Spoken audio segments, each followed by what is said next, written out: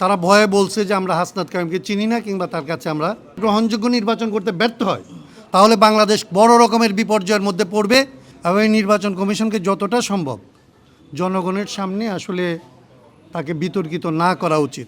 সেই জায়গা থেকে আমাদের দিক থেকে আমরা কোনো ডেমনস্ট্রেশনে যাই নাই। আমরা সবসময় নির্বাচন কমিশনকে আইনি পথে, বৈধ পথে এবং আলোচনার মাধ্যমে আমাদের নিবন্ধনের জন্য আমরা কাজ করেছি। শেষ পর্যন্ত তারা আমাদের নিবন্ধন দেয় নাই। আমাদের দল এটার প্রতিবাদ হিসাবে আমাদের দলের ৭৫ জন প্রার্থী ছিল, তাদের সবাই আসলে নির্বাচন করতে আসলে ব্যর্থ হয়, তারা নির্বাচনে অংশ নিতে পারে নাই। আমাকে সিদ্ধান্ত দেয় দল যে স্বতন্ত্র হিসাবেও যেন আমি নির্বাচন করি এবং সেই অনুযায়ী আমি আমার এলাকায় একদম শেষ দিনই আসলে আমরা সিদ্ধান্ত নিয়ে স্বতন্ত্র প্রার্থী হিসাবে মনোনয়নপত্র দাখিল করি এবং আমার অ্যাডভোকেট যেটা বলেছেন যে আমাদের সমস্ত কন্ডিশন ফুলফিল করার পরেও দৃঢ় বন্ধনের আস্থায় শক্তিশালী স্টিলের আরেকটি নাম জেডএসআরএম। ওইখানকার প্রভাবশালী যারা ছিলেন তারা প্রশাসন এবং ওইখানে পুলিশ সাথে নিয়ে তদন্ত করতে যাওয়ার কারণে আমাদের সাধারণ ভোটাররা আমাদের এখানে উপস্থিত আছেন আজকে 2 জন। দেখেন যে আমাদের ভোটারদের আপনারা অ্যাপিয়ারেন্স দেখলে বুঝবেন যে এরা কতটা ইনোসেন্ট। তাদের কাছে গিয়ে পুলিশ যখন তাদেরকে জেরা করেছে তারা ভয়ে বলছে যে আমরা হাসনাত কায়েমকে চিনি না কিংবা তার পক্ষে আমরা স্বাক্ষর করি নাই এবং 6 জনের মধ্যে কেবলমাত্র 2 জন আমাদের সাথে যোগাযোগ করছে, বাকি 4 জন এখনও পর্যন্ত এলাকায় নাই, তারা ভয় পাইছে।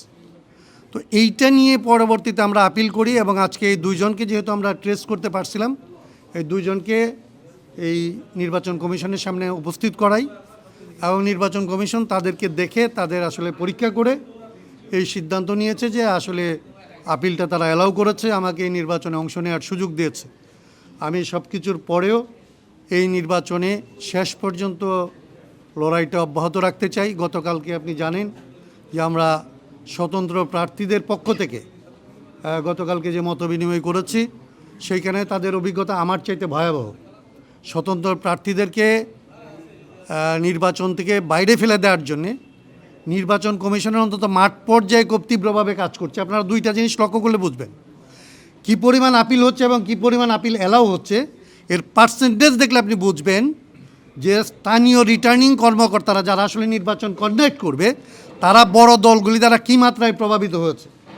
এই নির্বাচন কমিশনকে আমরা অনুরোধ করব যে এই ধরনের রিটার্নিং কর্মকর্তাদের দিয়ে যদি তারা আগামী ইলেকশন কন্ডাক্ট করতে চায় তাহলে একটা ফেয়ার ইলেকশন তারা করতে পারবে না, অ্যাকসেপ্টেবল ইলেকশন করতে পারবে না। এবং অ্যাকসেপ্টেবল ইলেকশন এই জন্য দরকার না যে আমি নির্বাচিত হয়ে আসব, এটা দরকার এই জন্যে যে বাংলাদেশ যে বিপর্যয়ের মধ্যে পড়তে যাচ্ছে, এই নির্বাচন যদি তার গ্রহণযোগ্য নির্বাচন করতে ব্যর্থ হয় তাহলে বাংলাদেশ বড় রকমের বিপর্যয়ের মধ্যে পড়বে এবং সেটার দায় দায়িত্ব আসলে এই অন্তর্বর্তী সরকার এবং নির্বাচন কমিশনের উপরে পড়লেও জনগণ কিন্তু তার ভোগান্তি থেকে রেহাই পাবে না।